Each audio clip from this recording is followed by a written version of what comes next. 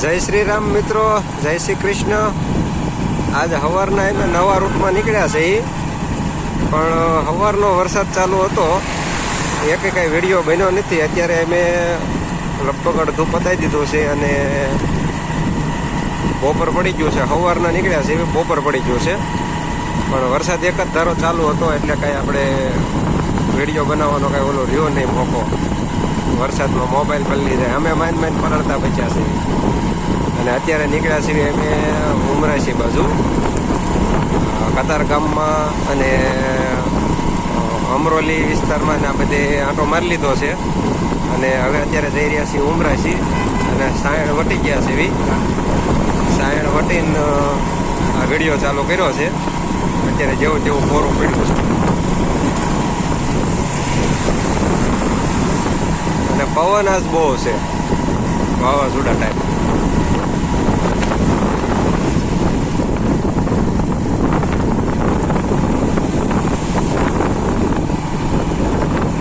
અત્યારે આપણે ભારોડી ગામ વટી ગયા છીએ અને આ રીતે સખત વરસાદના કારણે પાણી ભરાઈ ગયા છે ખેતરોમાં.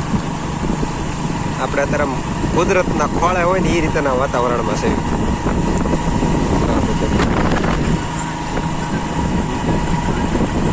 નજારો જોઈ નગરી વરસાદ આવે એવું છે.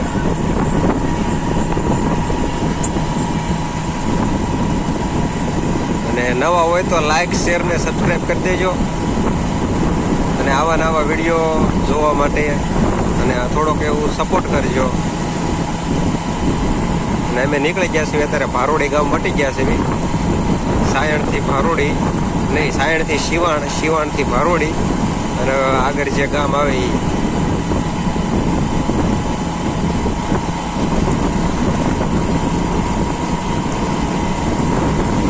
મસ્ત વાતાવરણ છે. તો ભારોડી વટ્યા પછી આ કસબા ગામ એવું છે.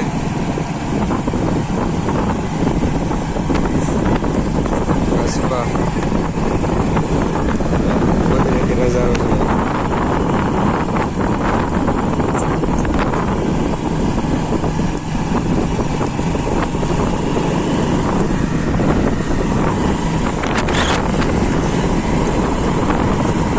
કસબા ગામ વટી ગયા છે.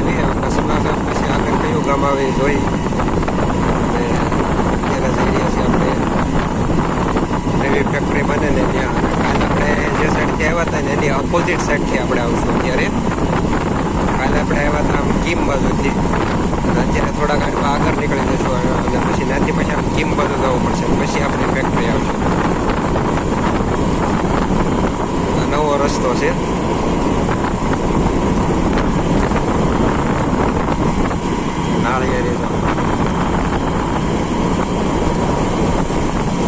મસ્ત વાતાવરણ છે, અનુકૂળ આવે તેવું. દિલ ગાર્ડન ગાર્ડન થઈ જાય એવું વાતાવરણ છે.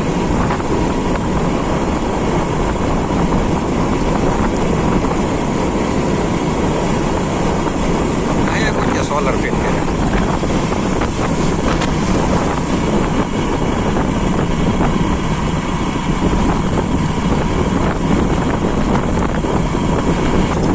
વટ્યા પછી આ પારડી ગામ એવું છે.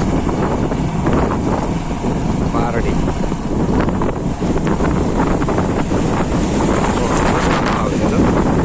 રોડના કાંઠે ઓહો હેલિકોપ્ટર લાગે. શું હતું ગોપાલભાઈ? હેલિકોપ્ટર હતું? શું હતું? ઓહો મહાદેવ મહાદેવ.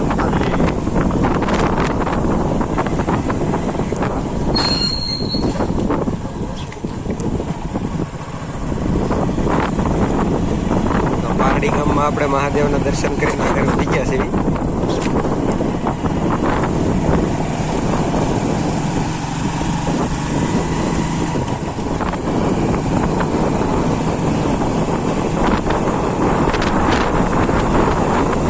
આપણા બધા બ્લોક બધે નાખેલા. પ્રગતિ હારી સરમાં સારા હશે અહીંયા.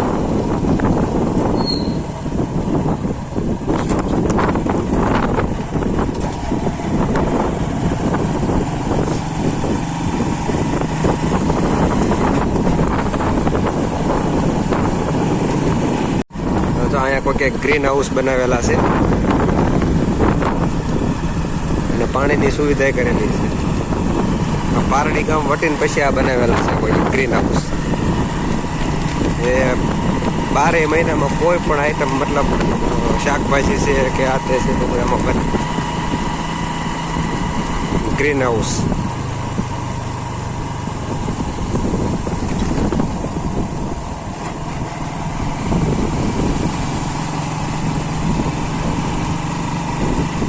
રોડ નાનો એવો છે પણ આમ મજા આવે એવો ગોપાલભાઈ. રાતે આવ્યો હોય બીક લાગે એવું છે.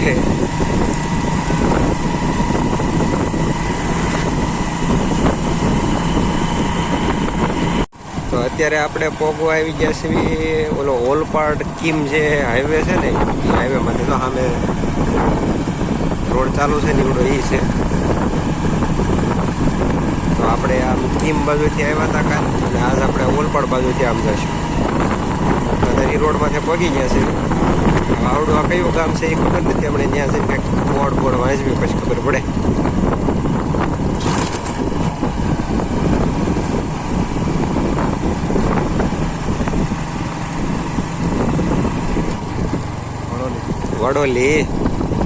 વડોલી ગામ છે. આ વડોલી ગામમાં પાટિયું નાથી જો હામો દેખાય હાઈવે.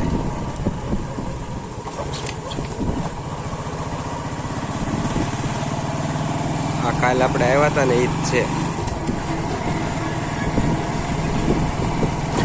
મતલબમાં એ હાઈવે આવી ગયો. વડોલીથી આપણે જે અંતરોલી વાળો રોડ છે એ પકડી લીધો છે. કાલ આપણે અંતરોલીથી જે રોંગ સાઈડમાં આવ્યા હતા ને એ રોડ છે. અહીંથી ઉમરાશીનું પાટિયું અંદર પડશે. એનાથી આપણે ઉમરાશી થવાનું છે. ઓલપાડ કીમ જે હાઈવે છે ને એ છે. એની આપણે જાય છે એ બાજુ કીમ આવે અને પાછળની સાઈડ છે એ ઓલપાડ આવે. કાલે આપણે રોંગ સાઈડ અને ઉમરાશી લગભગ 3 પાટિયા રોડ ઉપર પડે છે. આ ડિવાઇડરમાં પાટિયું પડે ને ગેપ નથી. અમારે જે પાટિયું પડે ને એટલે કાલે આપણે રોંગ સાઈડ લેવી પડે.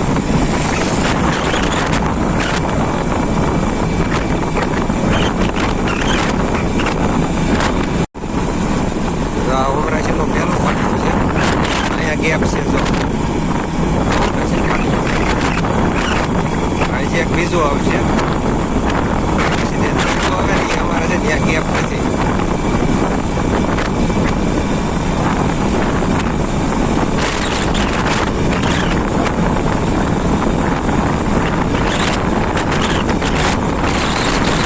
આપણી આ જે નવી ફેક્ટરી બને ને ત્યાં આવી ગયા છે.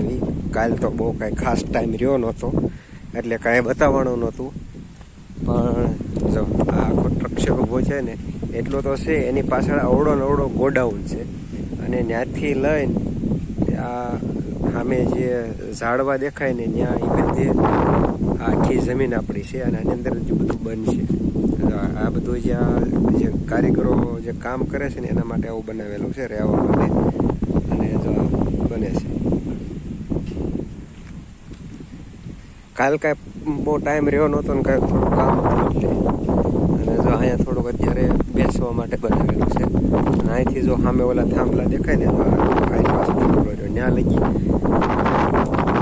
આમાં ઝાડવા લગી અને આમ અહીંયા અત્યારે મશીનગીરી લાગશે. આમાં પાછળની સાઈડ છે ને જ્યાંથી થોડુંક મોટું છે એની અંદર ઘઉંનો સ્ટોક થશે અને આની પાસે બીજું પ્રોડક્ટ ને બધું આવશે. તો આખી આ ફેક્ટરી આ રીતે બને છે. હજી કામકાજ ચાલુ છે. બની જાય પછી આપણે આખવાનો લુક આવે એ આપણે બતાવશું. અને લાઇટે લઈ લીધી છે. લાઇટે આવી છે. આપણે બધું કામકાજ થાય છે.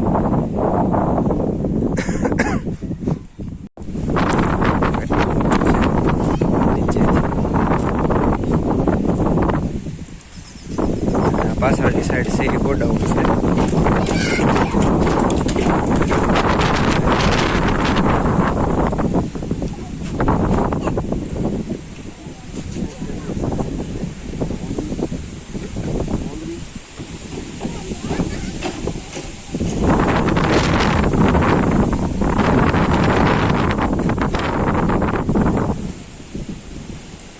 ગોડાઉન છે ખાલી ઘઉંનું. અહીંયા મશીનગીરી લાગશે.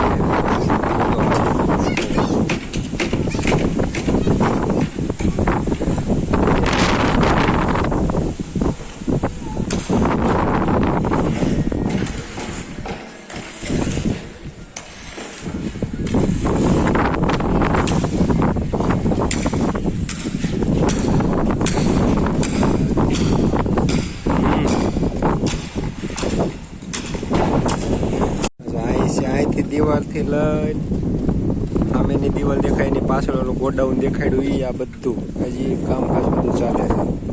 એટલી સિમેન્ટ તો બગડી ગયેલા કે પહેલી.